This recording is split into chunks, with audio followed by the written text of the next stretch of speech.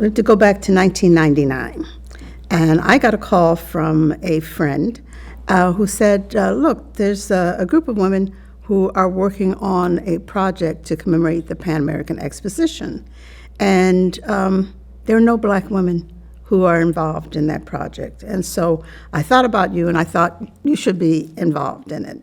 And of course, I thought about Peggy and said, look, let's go to the meeting and see what it's all about.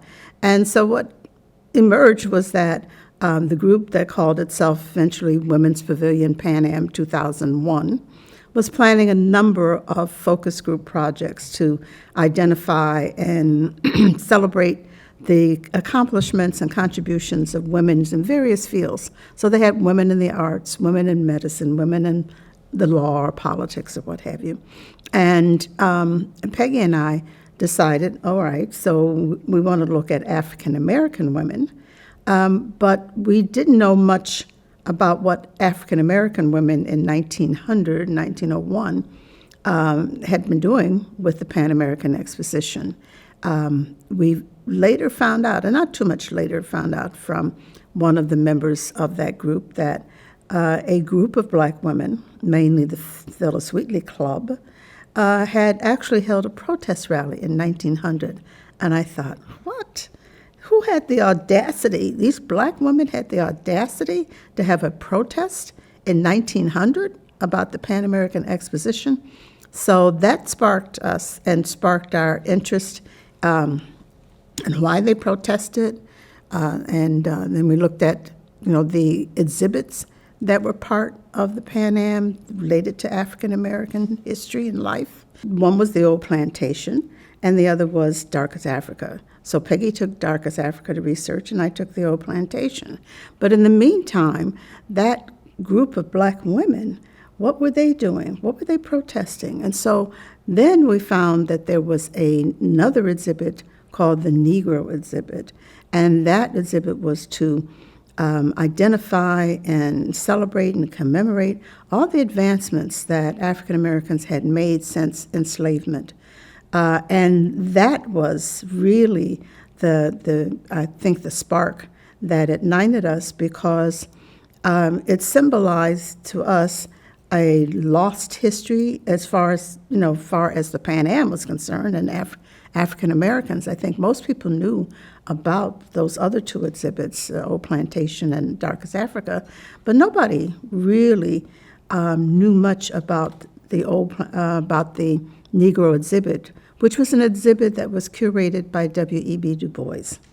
It had been at the Paris exhibition in 1900, and these women were protesting to bring it to Buffalo in 1901. So it featured a thorough, presentation of the ways in which African Americans were creating a community that was distinguished beyond enslavement. From that, we decided we would mold a project that looked at those women in our community that we coined the phrase to be community builders.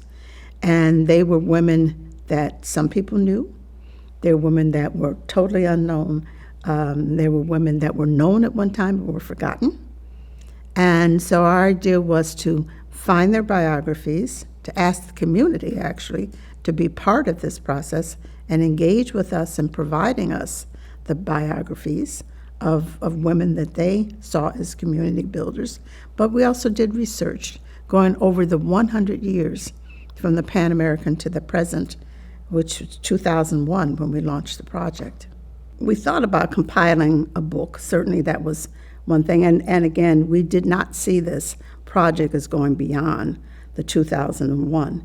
But when we began to look at using a web page, we thought about how dynamic that was, how we could add individuals to it, how we could put up the photos of individuals as well as their story, how we could modify their biographies to add on or subtract if things were incorrect. So that was revolutionary in a sense. I mean, this is 1999, and there weren't a lot of other projects or programs that were doing that had envisioned that work.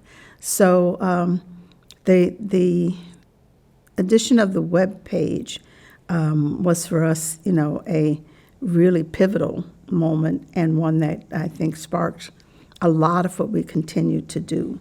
We still find that there are many people in this community who are not well known, who are community builders. We find them continuing to be community builders well into their 70s, 80s, and 90s, and even hundreds in an event. So we continue to look at how do we uncover, how do we disseminate, and more importantly, how do we preserve the histories that we have, not only of the individual people, but of the organizations and groups, of the movements perhaps that were started and have ceased. So we've become more comprehensive in the things that we're doing at this point. Preservation and the sharing of that history is so critical, I think, particularly at this point in time when there's an attempt to ban, books, an attempt to rewrite history. I've found over the years that the history is here, but it's been reduced to factoids about individuals and about programs and about again historic events that have happened here, so that we know maybe a name of this person or something happened in this year, but we don't have a comprehensive understanding of it. And so what we're doing now is focusing more on telling the story as fully as we can. And that means research, and that's not easy, and it takes time, but it's something that I think will have a major impact and a positive legacy that we will have left this community.